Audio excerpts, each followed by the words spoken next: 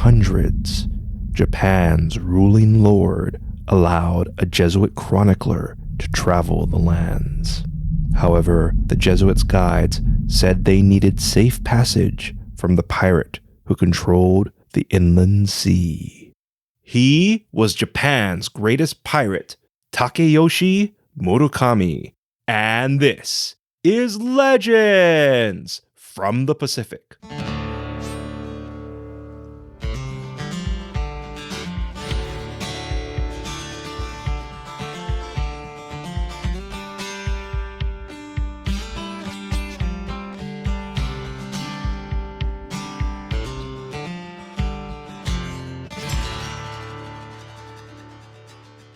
Aloha, and thank you for joining us. This is Legends from the Pacific, episode 108, Japan's greatest pirate, Takeyoshi Murakami. I am Kamuela Kaneshiro, a native Hawaiian professional writer, speaker, and Comic-Con panelist. Speaking of Comic-Con, congratulations to the San Diego Comic-Con organizers for holding the convention over this weekend. Also, mahalo nui loa to our listeners who attended Comic-Con, spreading word of our show, and wearing our shirts. This was the first San Diego Comic-Con to happen since our show began. That's crazy when you think about it. You can support us like our listeners who attended Comic-Con by getting 2 or 3 of your friends to listen to our show. This simple request goes a long way in helping us grow our show. And a big mahalo nui loa to our Patreon members whose support keeps our show going. Later in this episode, your featured song in Hawaiian word, but first, let me share with you the story of Japan's greatest pirate. While Japan had many pirates, Takeyoshi Murakami was considered the greatest.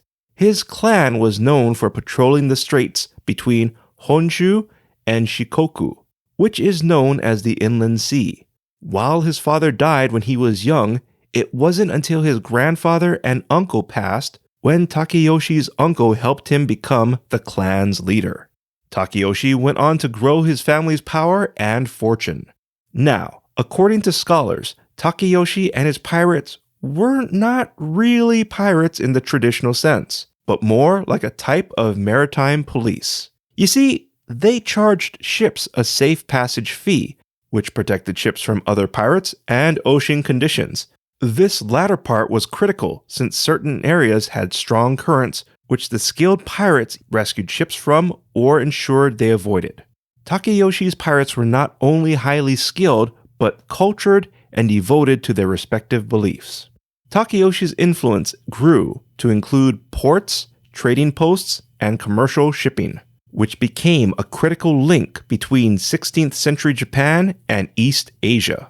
Takeyoshi and his pirates also proved their fighting prowess in many battles, including once where they teamed up to defeat Lord Oda Nobunaga's navy. Possibly one of Takeyoshi's greatest accomplishments was having others seek him for safe passage. Takeyoshi realized chasing down all the ships in the inland sea was too much work. Instead, he established for people to pay him in exchange for a flag they'd raise while passing through the inland sea, which meant they were under Takeyoshi's protection. One of those seeking safe passage was a Jesuit chronicler who considered Takeyoshi Japan's greatest pirate. Takeyoshi continued his piracy until 1588, when an edict forced him into semi-retirement. Today, Takeyoshi has been depicted in various media, including the movie Samurai Pirates and the video game series Samurai Warriors. The ruins of Takeyoshi's base of operations, Aoki Castle, is located on Enoshima Island. The island also holds 3 summer festivals, which is the Island Festival, Sea Festival, and Fire Festival. The Fire Festival is the biggest, which includes fireworks and occurs during late August or early September. That's around Obon season, which was covered on a previous episode. If you like what you heard, please give us a rating and write a review. I'd really appreciate it. Our theme song is Mystery by Tavana, courtesy of High Sessions. Sound effects are by Sound Effects Factory. Our music coordinator is Matt Duffy, aka DJ TripleBypass. Links and show notes can be found on our website, legendsfromthepacific.com, including a link to your featured song, which is Golden Hour by Honoka and Azita, courtesy of High Sessions. Legends from the Pacific was written, produced, and edited by me, Kamuwala Kaneshiro. I also wrote original stories. Your featured Hawaiian word is uku. Uku means fee or fare.